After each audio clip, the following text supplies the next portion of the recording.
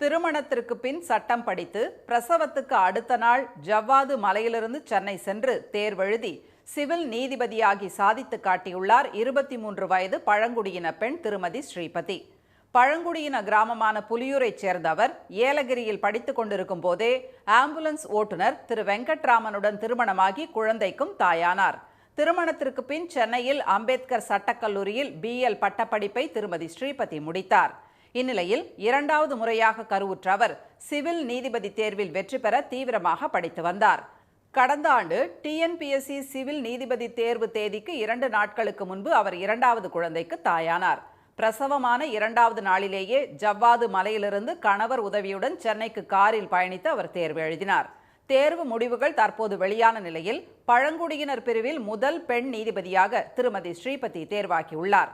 இந்த வெற்றியை அவரது சொந்த ஊர் மக்கள் தங்கள் வெற்றியாக கொண்டாடுகின்றனர். ஸ்ரீபதியின் வெற்றி ஒட்டுமொத்த பழங்குடியின மக்களின் குரலாக ஒலிக்கும் என்று ஊர் மக்கள் தெரிவித்துள்ளனர். பெரிய இந்த ST மலைவாழ் மக்களில் இந்த மாதிரி ஒரு திருமணம் ஆகிட்டு படித்து பாஸ் பண்ணும்போது எங்கள் மலைவாழ் மக்களுக்கே ஒரு பெருமையான விஷயம் சார். இது இன்னும் இருக்கிற பிள்ளைகளும் அது போல் படிக்கணும். இன்னும் கவர்மெண்ட்டே அதுக்கு உதவி செய்யணும்.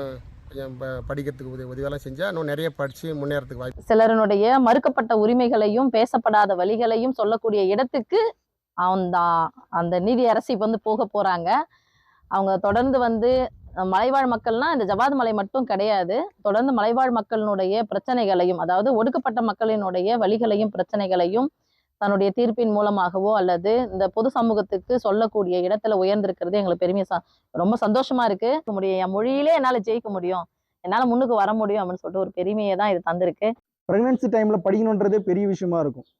ஆனால் அதையும் தாண்டி அவங்க நான் படித்தே ஆகணும், அவங்களுடைய ரொம்ப ஏழ்மையான நிலை அப்படின்னும் போது நம்ம தான் ஒரு முன்னுதாரணமாக இருக்கணுன்றதை அவங்க மனதில் வைத்து நம்மளால் அடுத்து வர சந்ததிகளும் நம்மளை பார்த்து நம்மளை ஒரு இன்ஸ்பிரேஷன் ஆகணுன்றதுக்காகவே அவங்க படித்து இந்த ஜட்ஜியை போனது எவ்வளோ எனக்கு பெருமையாக இருக்குது.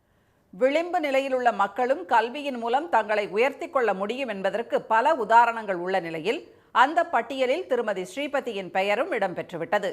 நீதிபதியாக தேர்வாகியுள்ள திருமதி ஸ்ரீபதிக்கு வாழ்த்து தெரிவித்துள்ள முதலமைச்சர் திரு மு க ஸ்டாலின், திராவிட மாடல் அரசு தமிழ் வழியில் படித்தவர்களுக்கு அரசு பணிகளில் முன்னுரிமை என கொண்டு வந்த அரசாணையின் வழியே அவர் நீதிபதியாக தேர்வாகியுள்ளார் என்பதை அறிந்து பெருமை கொள்வதாக பதிவிட்டுள்ளார்.